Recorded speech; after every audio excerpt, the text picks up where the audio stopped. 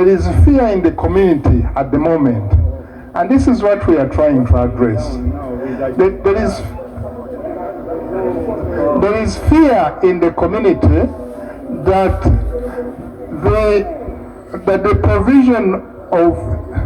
the promotion of coffee, the development of the coffee sector will go down. And this is helping us to put the minister to create some accountability, to help the minister, to ensure that the minister regularly reports to Parliament on the performance of the sector. And we are assuming that with the investment in the sector, it's likely to perform much better. And that's what actually we are likely to see, which will be reassuring to the community. Thank you very much, Madam Speaker. Thank you, Chair. I want to make a clarification that actually we appear before sessional committee every year when we present policy statement, and will be covered.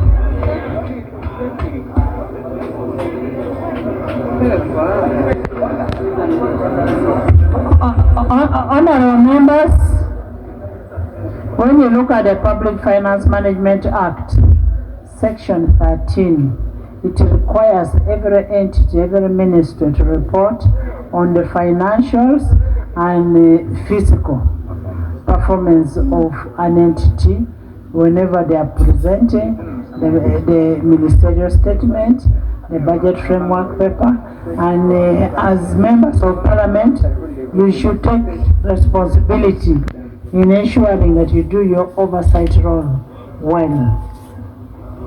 Yes, Minister of Finance, State.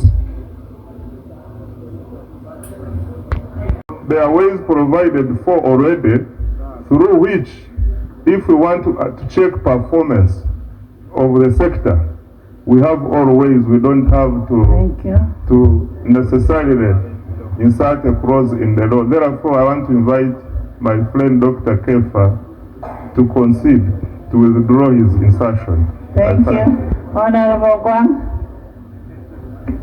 Madam Chair, I also want to try to plead with my colleague Honorable Kefa to withdraw his amendment with the following. We are all aware, Honorable colleagues, that first you can even write a question for the Prime Minister to answer. And we have an able-bodied Prime Minister who has been answering questions here every Friday regarding any sector. Every Thursday.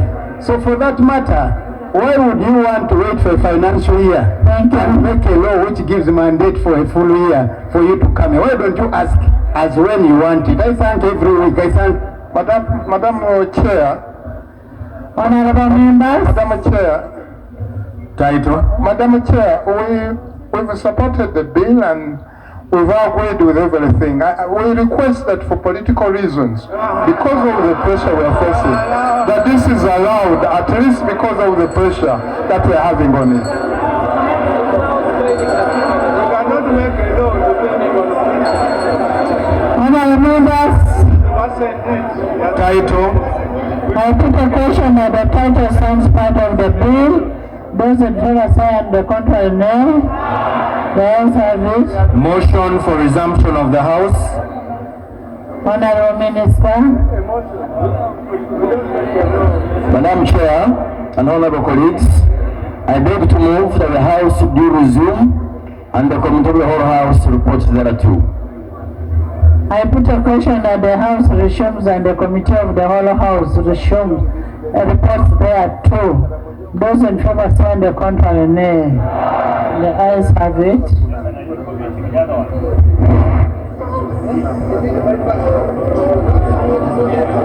Honorable Minister. Right, Honorable Speaker, Madam Speaker, I beg to report that the Committee of the whole House has considered the bill entitled the National Coffee Amendments Bill 2024 and passed with amendments. Motion for adoption of the report of the Committee of the whole House. Honorable Minister. Madam Speaker, I beg to move that the report from the Committee of the whole House be adopted. I put a question that the report of the Committee of the Whole House be adopted by this House. Those in favor say and the contrary nay. The ayes have it.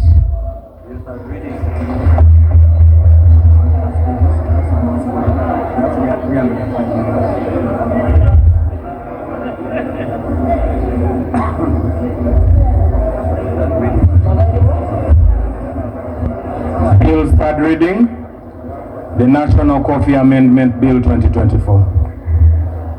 Honorable members, physically we have 305 members. And maybe to respond on the issue of conflict of interest, honorable members, at the commencement of today's sitting, the leader of opposition rose, citing under Rule 94 on the conflict of interest. He thought to indict the presiding officer for allegedly having a conflict of interest in relation to Coffee Amendment Bill. That is on today's paper.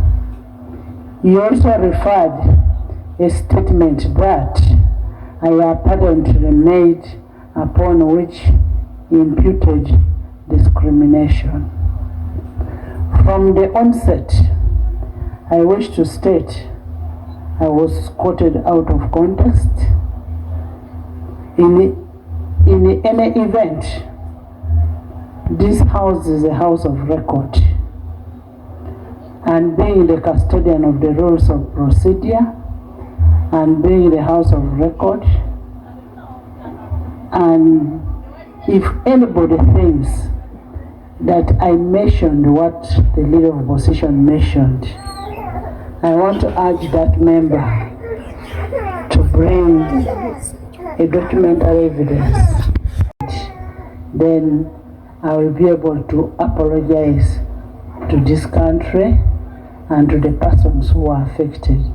But before that is done, because it is not true, I will not do it.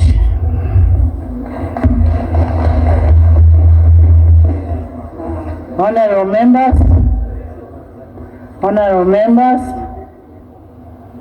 in event of Rule 994 of the Rules of Procedure, clearly speaks on the conflict of interest. It requires a member who has a conflict of interest to declare it, and once this is done, such a member is precluded from discussing or voting on the issue before the House. We must note that Rule 94 refers to a member and not the Speaker or the presiding officer. By whatever name called, a member is defined under Rule 2 of the Rules of Procedure as a member of Parliament. A Speaker, on the other hand, is independently defined as a Speaker of Parliament and includes the Deputy Speaker.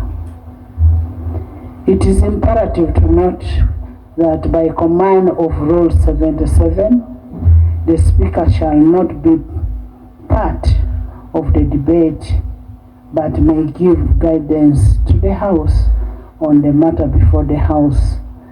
Similarly, Rule 93(4) of the Rules of Procedure, the person of the presiding officer,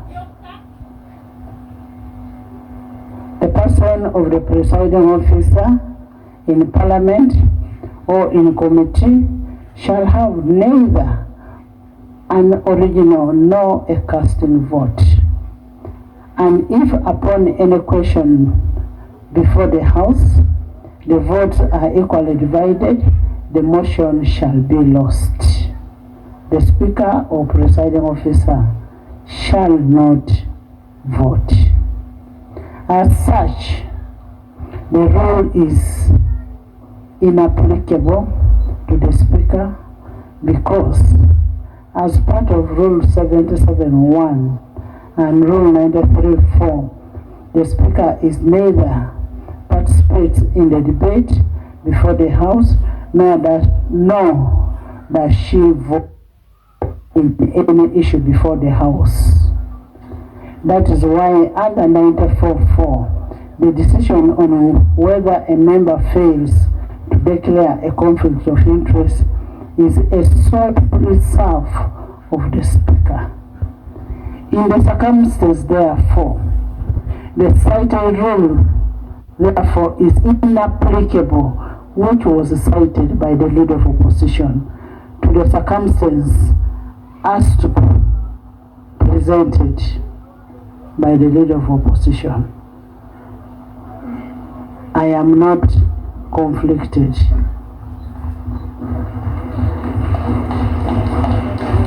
In any way. 2, he cited a wrong rule. 3, I do not vote. 4, I am conflicted in any way or the other because she or he does not debate or does not vote.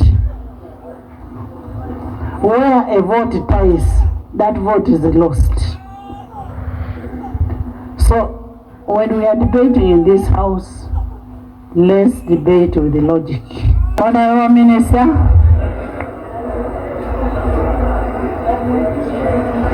Madam Speaker, I beg to move that the bill entitled the National Coffee Amendment Bill 2024 be read the third time and do pass. Titled the National Coffee Amendment Act 2024. Bill, the title is settled and the bill has been passed. Speaker, mine is to reject a vote of appreciation to all the members and to pledge that we shall continue as a ministry with your support to ensure that the coffee value chain is developed, to ensure that our exports continue to gain access to the international markets. We shall ensure that our laboratories continue to be fully accredited. With your support, we shall ensure that our research institutes continue to produce the best varieties, and our coffee profile as a country will continue to go up. I thank you. Thank you. I want to assure Ugandans and the coffee farmers that despite the emotive debate, the intention behind this is to rationalize and consolidate our efforts for the betterment of the farmers. I thank you.